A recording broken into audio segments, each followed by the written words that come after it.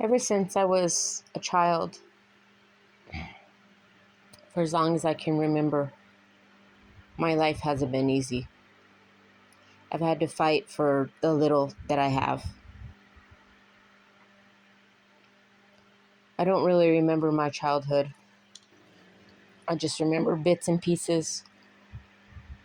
And I'm not really going to say a whole bunch on here because it tends to happen that people steal everything that I put out and act like it's theirs.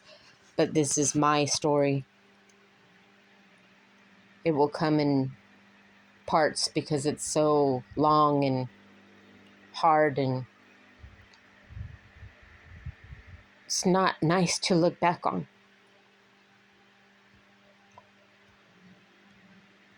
But as a kid,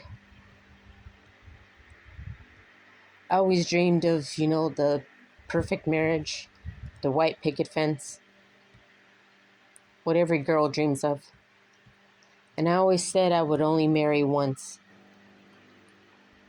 And when I was in that marriage, I would stick it out and I would make it work, and I would do everything that needed to be done. I would do my part. In my family, we don't have any marriages to look up to, any couple that lasted.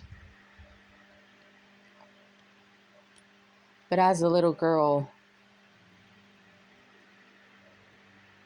I was traumatized throughout my childhood. That's probably why I don't remember it. My parents, I guess they did the best they could. My father was very abusive physically and mentally, emotionally. It's probably why I blocked it out.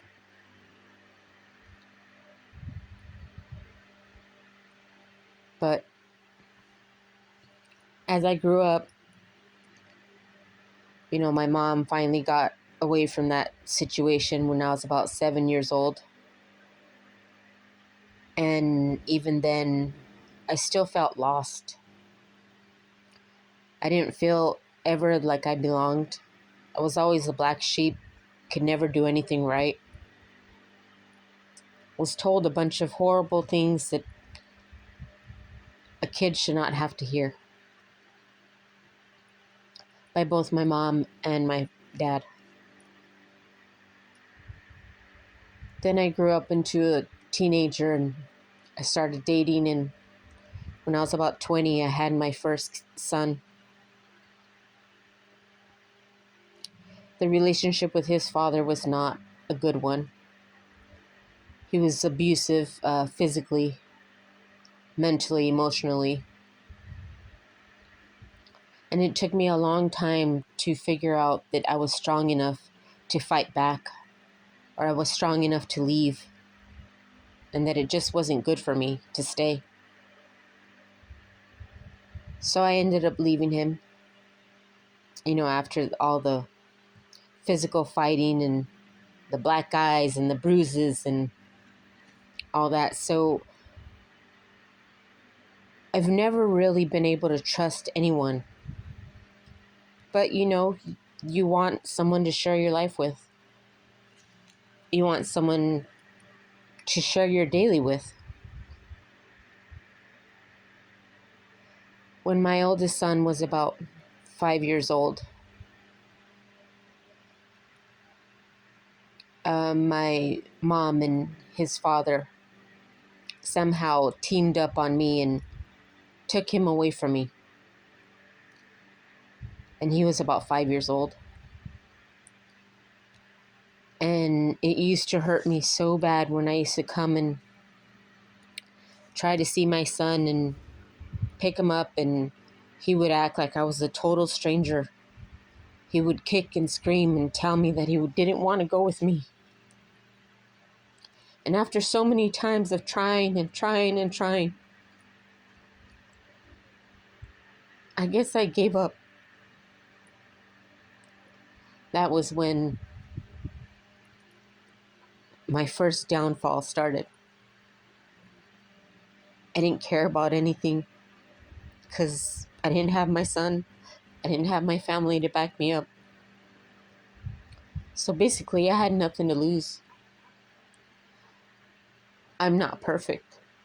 I've done my wrongs. I'm still not perfect.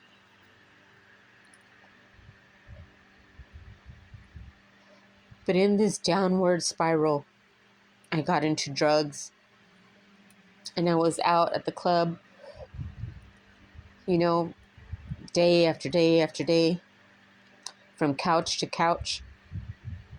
I just didn't care about my life anymore. I wanted to die. I wanted it to be over. I wanted the pain to end. And the reason I'm telling my story is because maybe it'll help somebody. Maybe it will let them know that they aren't alone in this journey that seems to be fighting us every step of the way. Then, about 2015, I met a guy and we had a short relationship.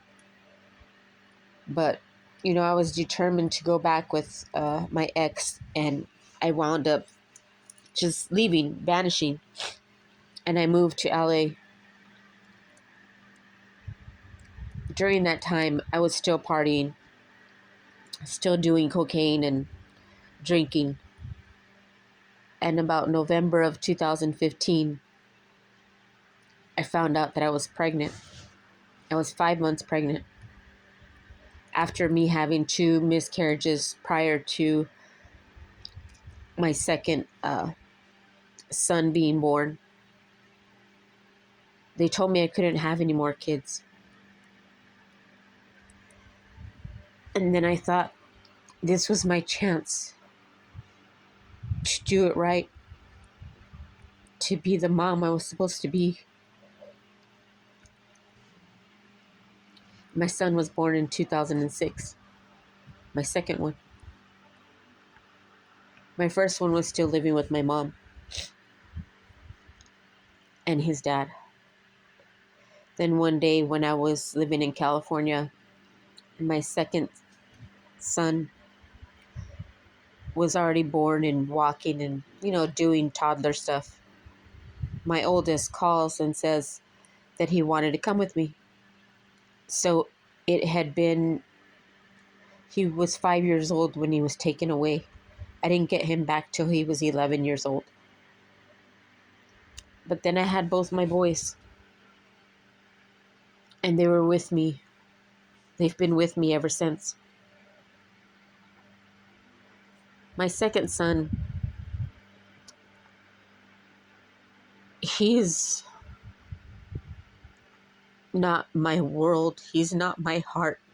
He's my whole universe. He's the reason I get up every morning, because he's never been taken away from me. As a matter of fact, I've had to fight on his behalf since the day he was born, because of his race, because of the color of his skin, because of his curly hair. Nobody wanted him. I've had to fight everybody, friends, family, strangers. I was not going to let anything happen to that child. I did reach out to his father, and he chose not to have a part in his life. And that was fine. I've never asked him for one thing. I've never asked him for one penny. I've raised this boy on my own.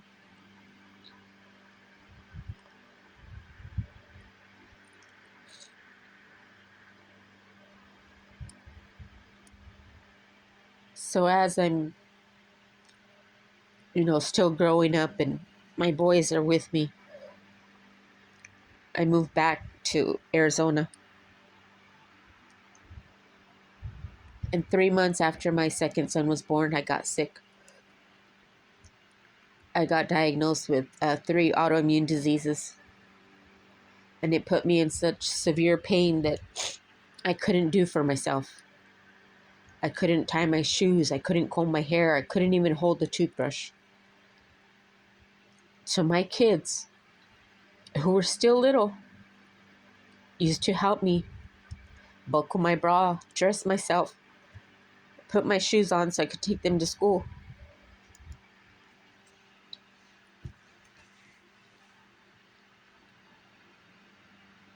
They both are strong, strong men.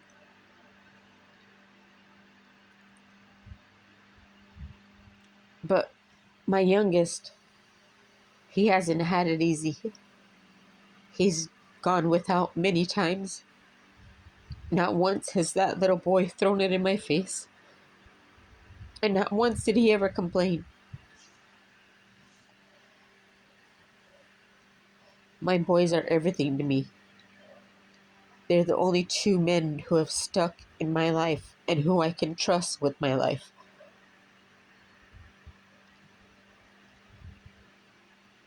My oldest has come around, and every day we try to build our relationship, but we lost a lot of time.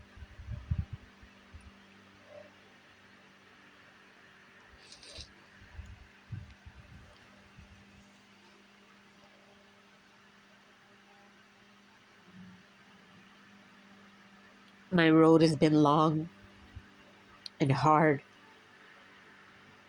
And I grew up with these, morals that I had set in my own head, that it was only supposed to be this way, not that way. I was never really a religious person or a spiritual person. But throughout these 45 years that I've been on this earth, things have changed. I have changed. But it's taken me a long time to get here. And now I know what I'm worth. And now I know what I'm capable of.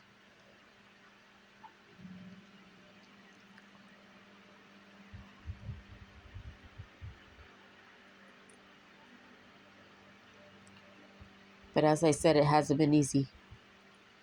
I've had to fight my whole life. I've always been ready for a fight since I was little. It's like I grew up as a soldier, but not in the military. My parents are both military.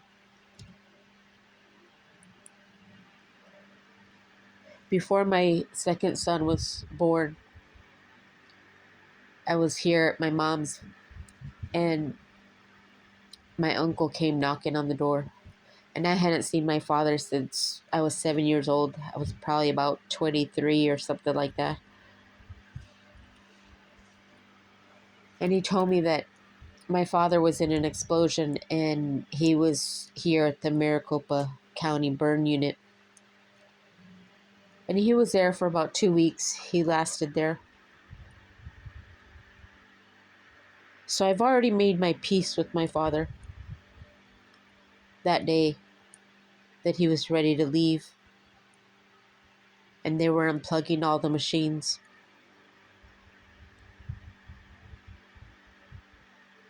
Those were a hard 2 weeks.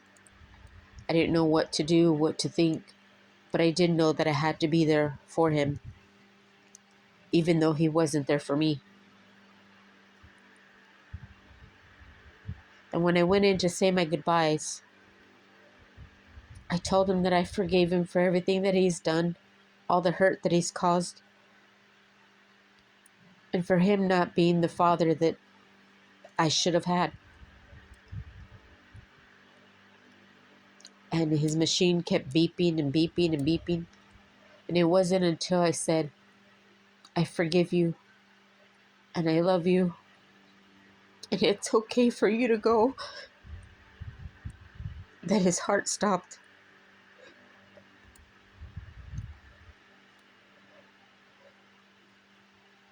There are many tragic things that happened in my life.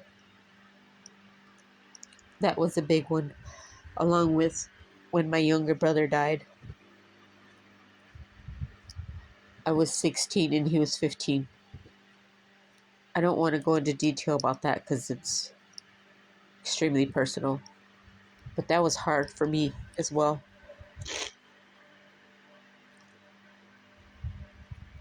So then I went on with my life, and I still was never married.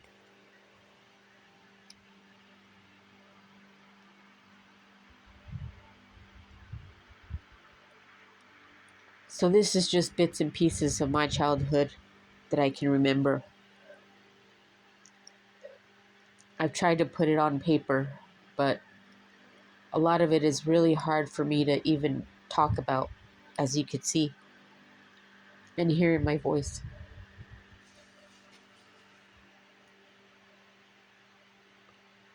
So in the next video, it'll be, I guess, chapter 1. This is just the beginning.